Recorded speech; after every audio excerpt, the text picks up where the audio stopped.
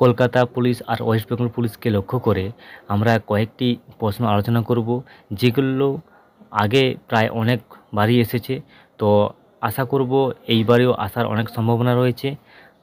তো চলো ভিডিওটি ফুল দেখো, আর যারা নতুন দেখছো তারা অবশ্যই ভিডিওটিকে লাইক করো, আর যারা এখনও পর্যন্ত চ্যানেলটিকে সাবস্ক্রাইব করোনি তারা অবশ্যই চ্যানেলটিকে সাবস্ক্রাইব করে পাশে থাকা বেল আইকনটি প্রেস করে দাও। চলো আমরা দেখি প্রথম প্রশ্ন কি আছে।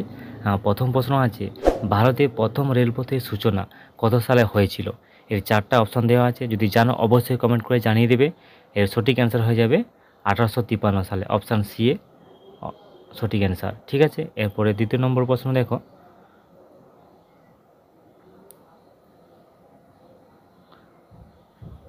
ভারতের ডাক ব্যবস্থা সূচনা কত সালে হয়েছিল?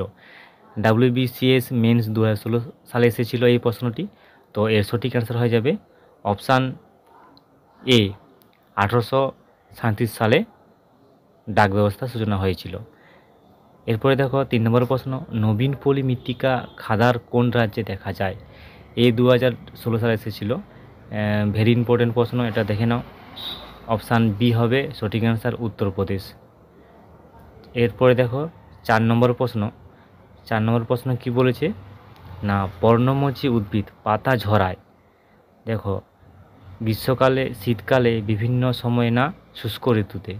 এর সঠিক অ্যান্সার হয়ে যাবে অপশান ডি, শুষ্ক ঋতুতে পর্ণমোচী উদ্ভিদ পাতা ঝরায়।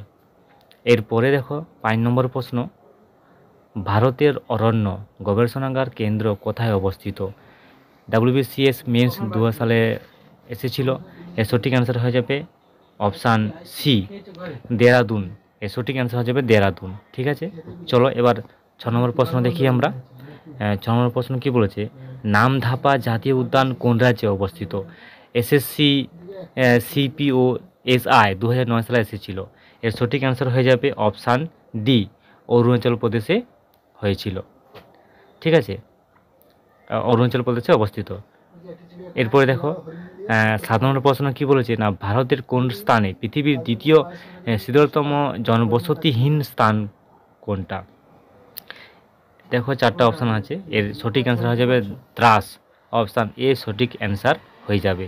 এর পরবর্তী দেখো প্রশ্ন 8 নম্বর প্রশ্ন, কোন নদীটি সিয়াচেন হিমবাহের বরফ গলা জলে পুষ্ট? দেখো অপশান দেওয়া আছে 4টা, যদি পারো অবশ্যই কমেন্ট করে জানিয়ে দাও। অপশান ডি হবে নুব্রা, নুব্রা হলো সঠিক অ্যান্সার।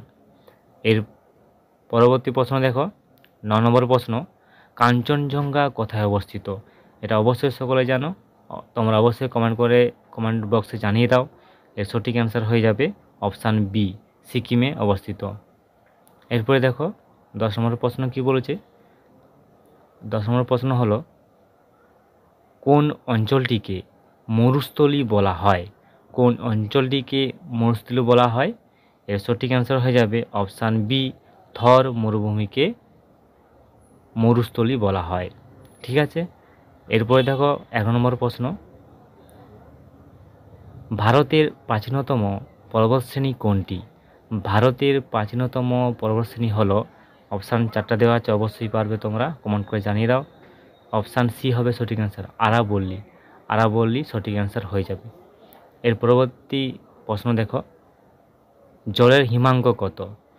NTPC 2016 এসেছিল, খুব ইম্পর্টেন্ট প্রশ্ন এটা, বিজ্ঞান থেকে দেওয়া হয়েছে। দেখো এর সঠিক অ্যান্সার হয়ে যাবে অপশান সি, 0 ডিগ্রি সেলসিয়াস। জলের হিমাঙ্ক কত না 0 ডিগ্রি সেলসিয়াস।